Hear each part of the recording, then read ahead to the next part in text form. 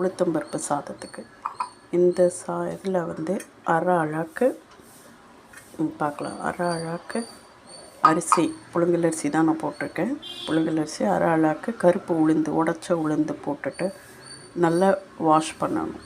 Wash பண்ணிவிட்டு நமக்கு ரைஸுக்கு எவ்வளோ தண்ணி வைப்போமோ அந்த தண்ணி ப்ரப்போர்ஷனில் வச்சுட்டு அதில் உப்பு போட்டுட்டு கொஞ்சம் நல்லெண்ணெய் ஊற்றி ஸ்டவ்வில் ஆஸ் யூஷுவல் ஸ்டீம் பண்ணி இறக்கணும். அதுக்கப்புறம் நான் காமிக்கிறேன். தண்ணி அளந்து வச்சிடணும். ஓகே, வச்சுட்டு உப்பு தேவையான அளவு உப்பு போடுறோம். உப்பு போட்டுட்டு கொஞ்சோண்டு நல்லெண்ணெய், ஏன்னா ஒன்றோட ஒன்று சாதம் கொஞ்சம் ஒட்டாமல் வரும், நல்லாயிருக்கும், உதிராக இருக்கும். அதுக்காக கொஞ்சோண்டு நல்லெண்ணெய் வந்து உளுத்தம்பருப்பு சாதத்தில் போட்டோம்னா குட் ஃபார் ஹெல்த்து.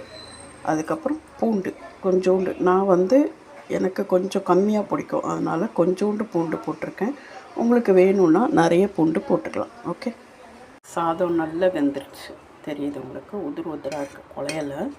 இதுக்கப்புறம் வந்து கொஞ்சம் சூடு இருக்கும்போதே கொஞ்சோண்டு, நான் வந்து கொஞ்சமாக ஒரு வாசனைக்காக கொஞ்சோண்டு நெய் சேர்க்குறேன், கொஞ்சோண்டு. அதுக்கப்புறம் வந்து கொஞ்சம் தேங்காய்.